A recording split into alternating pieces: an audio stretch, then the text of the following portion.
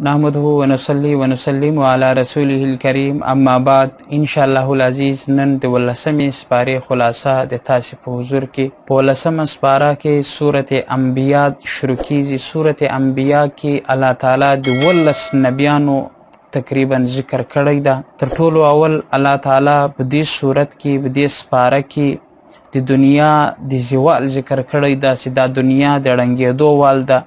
بیا د حساب د وخت ذکر کړی ده چې قیامت قریبه ده، دا حساب کتاب به کیږي، دغه ته تیاری وکړي. بیا الله تعالی د مشرکینو د بې حماقتو د خوشي عادتونو ذکر کړی ده چې کله به دا ویل چې دا قرآن د الله تعالی کتاب نه ده، رسول الله صلی الله علیه وسلم له ځانه جوړ کړی ده. کله به دا ویل چې دا له ځانه جوړې سوې خبرې دي، دا خوب ده، دا اشعار دي، انسانانو کلام ده. خو الله تعالی د دوی د الزاماتو رد وکړی.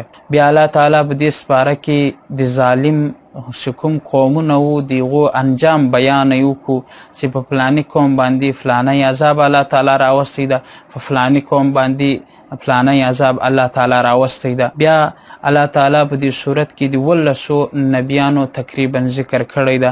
حضرت موسی علیه السلام، حضرت هارون علیه السلام، حضرت ابراهیم علیه السلام، حضرت لوط علیه السلام، حضرت اسحاق علیه السلام، حضرت یعقوب علیه السلام، حضرت نوح علیه السلام، حضرت داود علیه السلام، حضرت سلیمان علیه السلام، حضرت ایوب علیه السلام، حضرت اسماعیل علیه السلام، حضرت ادریس علیه السلام، حضرت ذوالکفل علیه السلام، حضرت یونس علیه السلام، حضرت زکریا علیه السلام، حضرت یحیی علیه السلام او حضرت عیسی علیه السلام ذکر یې کړی ده. بیا الله تعالی په دې 18مه سپاره کې حضرت ابراهیم علیه السلام د واقعې کیسې ذکر یې کړی ده چې ابراهیم علیه السلام بوتان مات کړو.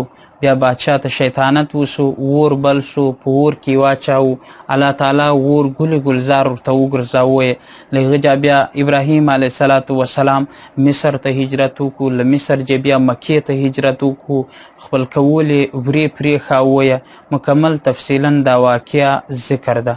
دا 18مه سپاره کې بیا حضرت داود علیه السلام او حضرت سلیمان علیه السلام ذکر ده د واقعې چې 2 کسانو، د یو کس مال و فصل یې پرې وخوړو، دعوه ورته راله د حضرت داود علیه السلام جته. حضرت داود علیه السلام فیصله ورکړه، دا د مال والو ته وویل چې تاسې فصل پرې خوړلی ده، نو په بدله کې دا مال د فصل والته ورکړئ. بیا مخته سلیمان علیه السلام ورته راغی. سلیمان علیه السلام ورته وویل چې نه، داسې وکړئ تاسې دا د فصل وال د مال ورونیسي، مال د ساتي، او دا چا چې مال و دغه د فصل باندې بیرته پام کړي، دا فصل چې لوی سي هغه د خپل مال بیرته بوزني او فصل دی د فصل وال ته ورکړي. دا واقعه الله تعالی دلته ذکر کړې ده. بیا الله تعالی دا 18مه سپاره کې د یاجوج ماجوج ذکر کړی ده چې ذوالقرنین کوم دیوال ورته جوړ کړی و، د قیامت قریبه به دا دیوال مات کې راوبوځي، دنیا کې به تباهي مچاو کې یو شی به هم نه پرېږدي.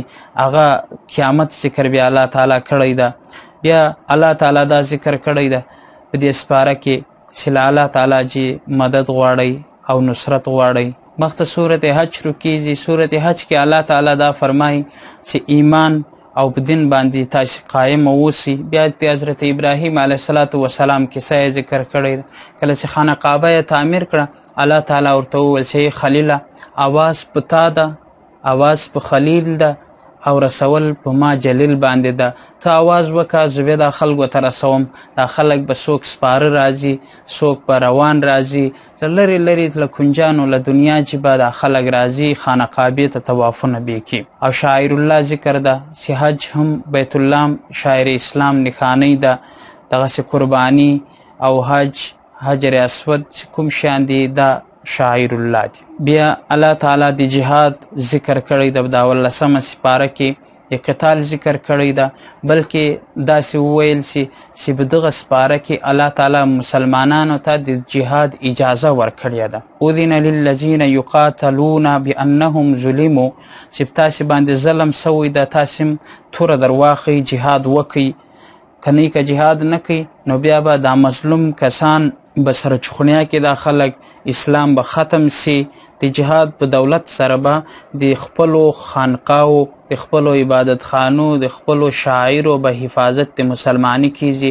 لہذا تاسې جهاد وکړئ. بیا الله تعالی د شرک مثال بیان کړی ده چې د معبودان باطله تاسې عبادت کوي. دا خو دومره بېبسه خلک دي. د مچر ذکر یې کړی ده چې یو مچ لا مچر هم دی نسي پیدا کولی، چې مچ له ځان هم نسي عیولی، پیدا کولی هم نسي، نو تاسې ته به نفع او نقصان څه درکړي.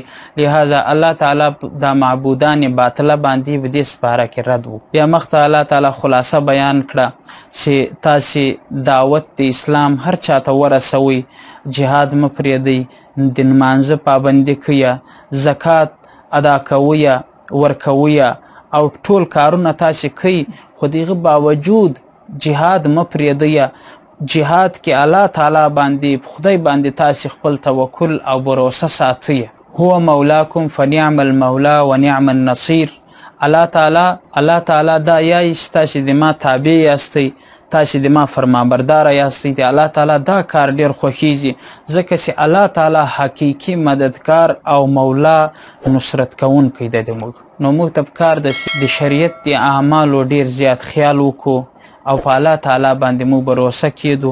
الله تعالی دې وکړي چې په خپل ذات باندې موږ ته او تاسې ته کامله یقین را په نصیب کړي. آمین.